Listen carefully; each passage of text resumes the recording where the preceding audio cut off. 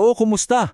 Teka, paano kung sabihin ko sa'yo na ngayon may hawak ka ng sandata laban sa biglaang pagmahal ng gasolina?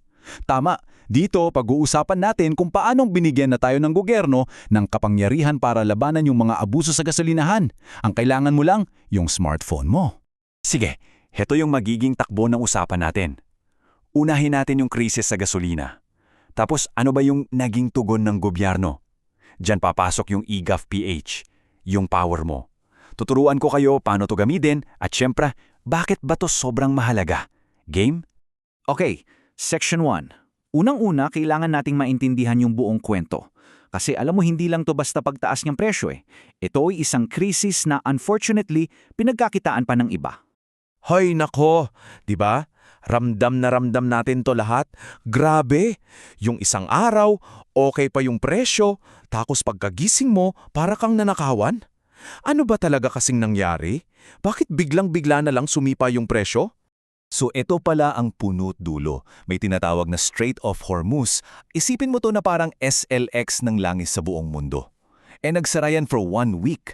Imagine, 1/3 ng supply ng langis sa buong planeta biglang na-stuck, walang daan. Kaya yung epekto niyan parang tsunami, abot hanggang sa mga gasolinahan natin dito. At eto na yung masakit na katotohanan para sa atin. Ayon mismo sa DOE, ang projection nila, isang bagsakang P19 pesos per liter na taas sa diesel. Grabe, hindi yan barya-barya lang. Butas talaga ang bulsa niyan. At syempre, kapag may krisis, may mga nananamantala. Tignan nyo tong example sa Pasig City. From almost 52 pesos, biglang naging 79.30 pesos. Ganon kabilis. Yan ay 54.71% increase in just one night. Diyos ko, malinaw pa sa sikat ng araw na hindi to simpleng price adjustment. Ito, harap-harapan, ay pananamantala, panggugulang, ika nga. Siyempre, sa tindi ng mga pang-aabuso, kailangan kumilos ng gobyerno, di ba? So, ano ba yung mga una nilang ginawa? So, mabilis naman yung action. Naglagay agad ng price caps, nag-issue ng 54 show cause orders sa mga pasaway.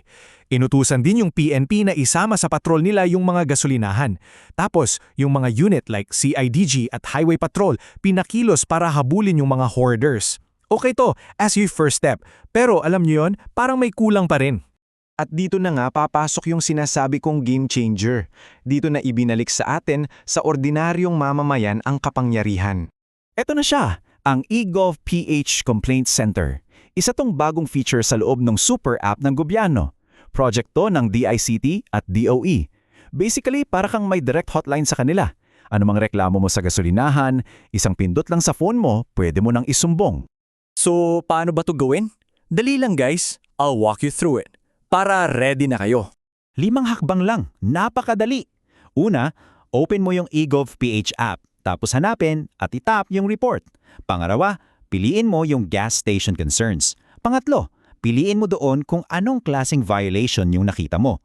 Number 4, dito mo ilalagay yung detalye. Mag-upload ka ng picture, tapos, importante, i-on mo yung location services mo.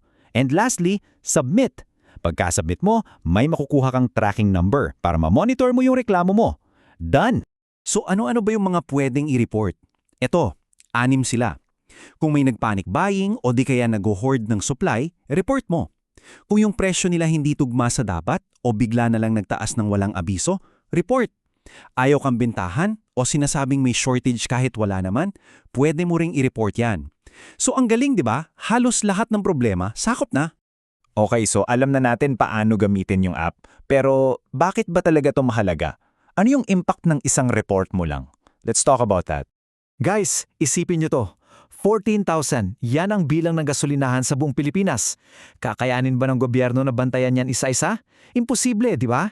Dito tayo pumasok. Gamit yung app para tayong nagiging extension. Tayo, yung nagiging mata at tenga ng DOE sa bawat kanto ng bansa. Kasi ganito yan eh. Kung isa lang ang reklamo, baka sabihin pa nila, baka isolated case lang yan. Madaling i-ignore. Pero paano kung 10, 20, 12 ng reklamo ang pumasok sa sistema? Lahat galing sa iisang gas station, lahat may ebidensya, ay yun ang imposibleng hindi pansinin. Yan ang tinatawag na people power, pero sa digital na paraan. Pero eto yung mahalagang paalala at galing to mismo sa DOE. Sabi nga nila, di ba? With great power comes great responsibility. Kailangan nating mag-report ng responsable. Siguraduhin natin na totoo at tama yung impormasyon. Kasi ang goal dito ay protektahan tayong mga consumer, hindi para manira ng mga negosyong nagtatrabaho ng tama. Okay? At para malinaw sa lahat, yung report mo ay may totoong ngipin. May batas na nakapaloob dyan, Batas Pambansa BLG 33. Ibig sabihin, yung mga mapapatunayang lumabag, pwedeng matanggalan ng permit at makasuhan pa ng kasong kriminal. So hindi to basta sumbong lang sa social media ha, opisyal na aksyon to. Kaya sa susunod na makikita ka ng kalokohan sa presyo, huwag mo na lang i-Facebook kasi yung post hanggang post lang. Instead, buksan mo yung eGov.ph app, i-report mo. Dahil ngayon, sa wakas, meron na tayong tunay na tool para lumaban. May power ka na. Gamitin mo.